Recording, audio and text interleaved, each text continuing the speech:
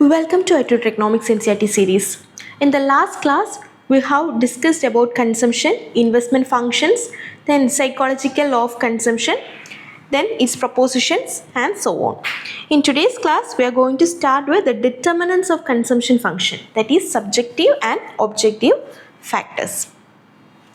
Okay, Keynes explained that the level of consumption in an economy depends on two broad types of factors. What are they? Subjective factors and also objective factors. And these two together decide how much of their income people choose to spend and how much they save. What is meant by subjective factors or psychological or internal factors? It is also called psychological or internal factors. So let's start with the subjective factors. These are the internal reasons within people's mind that make them save or spend in a certain way.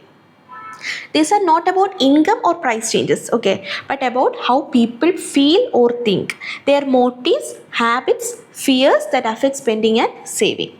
So Keynes identified 8 motives that lead individuals to save instead of spending everything they earn. So what are these motives? First one is motive of precaution, then motive of foresight, motive of calculation, motive of improvement, motive of financial independence, motive of enterprise, motive of pride and motive of avarice. So let's look at it one by one. Motive of precaution. People save money to face unforeseen emergencies or unexpected problems. For example, they save for accidents, illness, job loss or sudden expenses. So what if something bad happens? That thought makes people save. That is what the motive of precaution means. Then motive of foresight. This means saving for expected future needs, not unexpected, expected future needs. Things we know will come. For example, savings for old age, children's education, their marriage, retirement, etc. So in short, I know I will need money later, so I should plan ahead. That's all. And motive of calculation. Some people save to earn interest or to benefit from the appreciation of asset. For example, depositing money in a bank or buying property to earn profit later and so on. In short, let my money make more money for me. That's it. Then motive of improvement. So saving to improve one's standard of living in the future. For example, buying a better house, starting a small business or affording better education later. That is, I want to live better in the future than today. Then motive of financial independence. So it is my desire to be self-reliant and not dependent on others. For example, a person saves to avoid borrowing or depending on family in the old age. That is, I want to stand on my own feet. Then motive of enterprise. Motive of enterprise. That is saving money to use it in business or investment opportunities. For example, an entrepreneur saves to start a new business or invest in a project. That is, I save now to take risk later. Okay. Then 7th one, the motive of pride. Saving with a desire to leave behind a fortune or to gain social respect. For example, a person may save to build a family legacy or donate for prestige. In short, I want to be remembered. I take pride in savings. Then motive of avarice. This is a miserly instinct, saving simply for the sake of hoarding wealth. A person who saves excessively but rarely spends. Just do feel rich. In short, I love the feeling of having money, not necessarily using it. So far, we studied the 8 personal or individual motives that Keynes explained. These were based on psychological feelings of individuals like precaution, foresight, pride, etc. But Keynes also said that governments, institutions and business firms have their own reason for saving and consumption. These reasons are slightly different because they deal with business decisions and financial management rather than the personal needs. So let's see the 4 main motives one by one. First one, motive of enterprise, motive of liquidity, motive of improvement and motive of financial prudence. So let's look at it one by one. Motive of enterprise. So this is the desire to obtain resources for future investment without depending on loans and debts. So firms save profit so that they can reinvest in their own project. For example, to buy new machinery or to expand business. That means they are saying, let's save and reinvest our own money instead of borrowing. That is meant by this motive of enterprise. For example, a company like Tata, okay, they save a part of its yearly profit to invest in electric vehicles instead of taking a bank loan. Now, what is the next motive? Motive of liquidity. This means keeping cash or easily available money to handle unexpected problems. Business save to face emergencies, market slumps, or sudden losses without going bankrupt. In short, let's keep some liquid funds ready just in case of trouble. For example, in case of COVID-19, or during COVID-19 times, many companies survived because they had enough liquid cash to pay salaries and cover losses. Then, motive of improvement. What does this means? Firms also save to increase their income or to show successful management.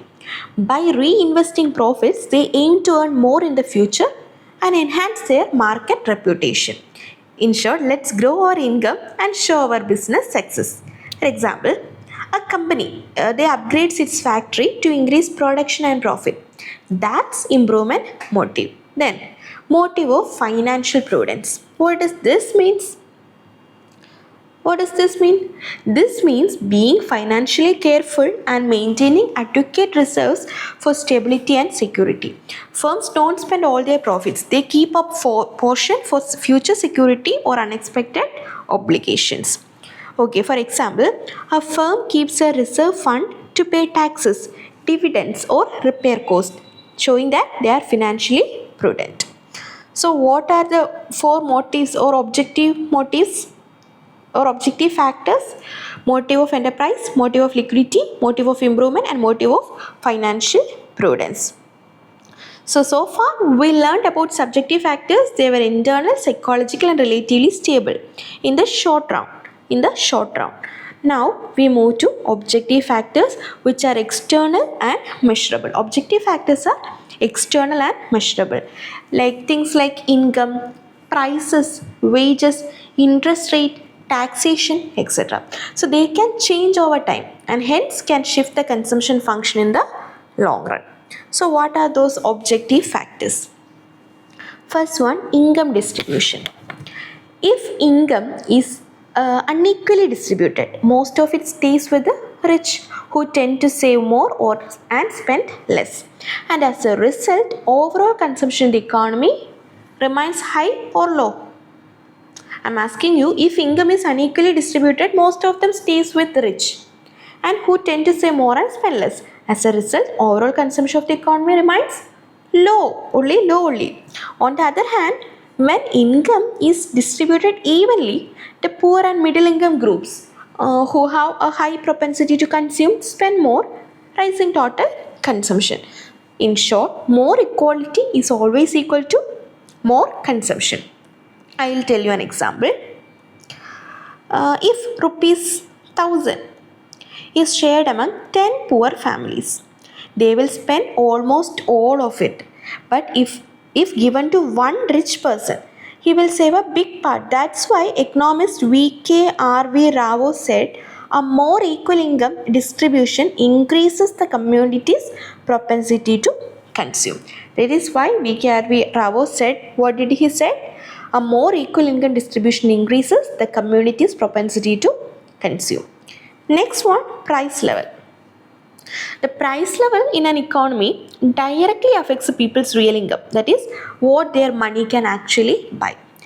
When price falls, real income increases or decreases? It will increase. Okay, people can buy more goods and therefore consumption also increases. And when price rise, what happens? Real income falls and people reduce consumption and may even dip into savings. In short, low prices is always equal to higher real income, that is equal to more spending. I'll tell you an example.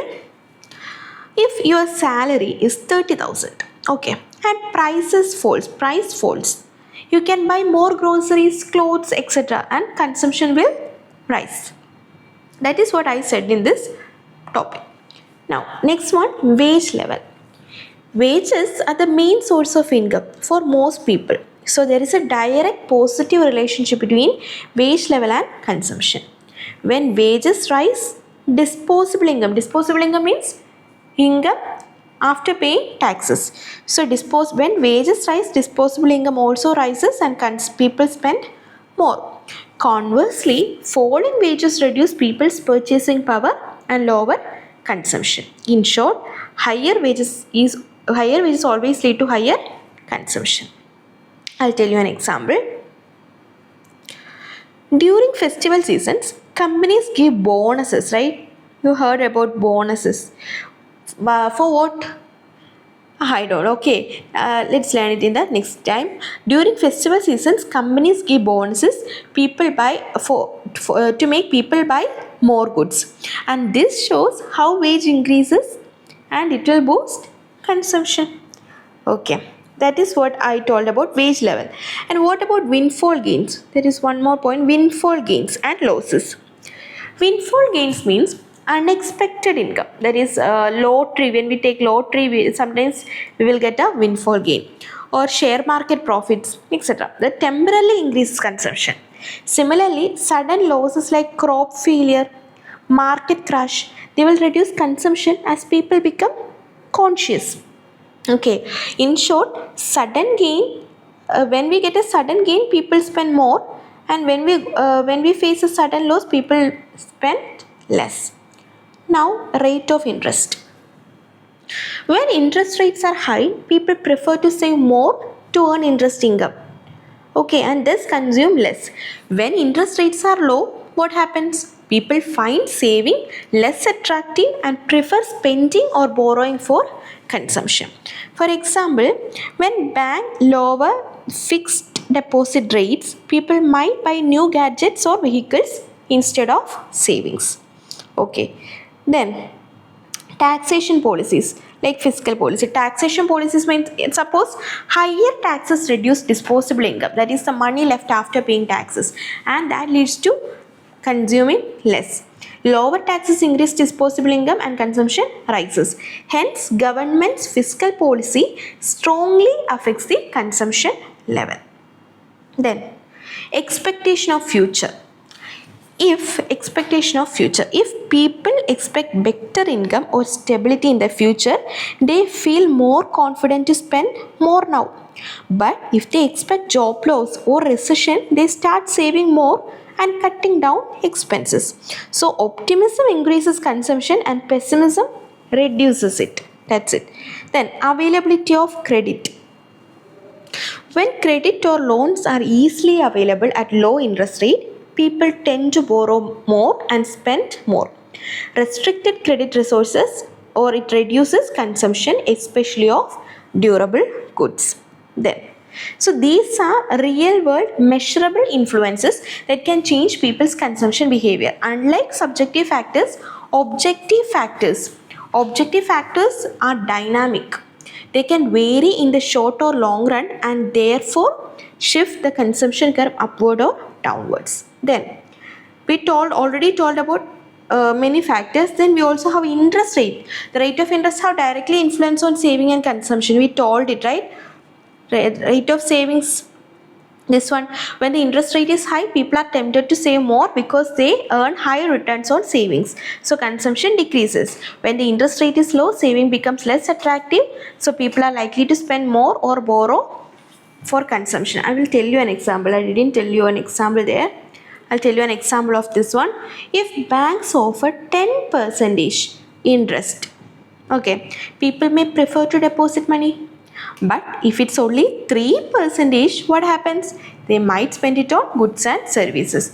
That is high interest rate, more saving, less consumption. Low interest rate, less saving and more consumption. Then we told about fiscal policy.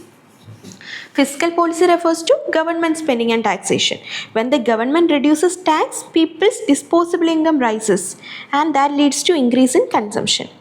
Then a progressive tax, that means rich pays more. It also increases total consumption because it redistributes income towards the poor who spend a higher proportion of their income. For example, when the government cut GST on items or reduces income tax slabs, people feel freer to spend more. Okay, in short, lower tax, higher disposable income, and it leads to higher consumption. Higher tax, lower disposable income, and it leads to lower consumption. Then, consumer credit. That means availability of credit plays a huge role in modern economics. When banks or companies offer easy installment schemes like EMI or a lower interest rate, people can afford to buy costly items like cars, TVs, fridge, laptops, and so on. So this leads to higher consumption even if current income is not high. For example, I'll tell you an example. If a person can buy a 60,000 rupees phone on a 12-month EMI, they are more likely to purchase it instead of waiting to save the amount. So easier credit leads to more consumption. Restricted credit leads to less consumption. Then next one, demographic factors. Okay, demographic or population related factors also influence consumption patterns. Size of family, if the family is larger, more total consumption. Okay, then next one, then stages of life cycle. Families with young children or college going kids spend more than newly married or elderly families. Then place of residence also plays a factor. Place of residence means urban families tend to consume more than rural ones due to lifestyle differences. Then occupation. White collar or salaried employees generally have higher and more stable consumption compared to irregular earners. In short, larger families, urban families, younger families, they consume more. Smaller, rural or older families, they have lower consumption. Next one, December hypothesis or this December hypothesis is also called relative income hypothesis. Okay, economist James Dusenberry, he added a psychological twist to objective factors. He made two important observations. What are they? First one, past income effect. That means habit persistence. I will explain you. Consumption doesn't depend only on current income, right? But also on past income and living standards. People get used to certain lifestyle. Even if income falls, they try to maintain the same level of consumption by borrowing or using savings.